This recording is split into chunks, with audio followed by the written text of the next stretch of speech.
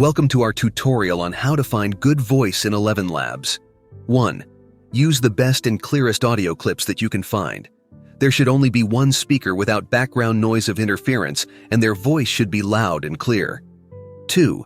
Instead of using many clips of different quality just to increase the length, prioritize clips where the microphone quality is obviously very high, and where the quality and tone is consistent throughout, rather than focusing on increasing the total runtime. 3. Ensure that most of the dialogue in your clips aligns with the speaker's speaking style and intonation that you prefer the most. You don't want too many chunks of dialogue where the speaker deviates from the desired speech patterns you want to hear. 4.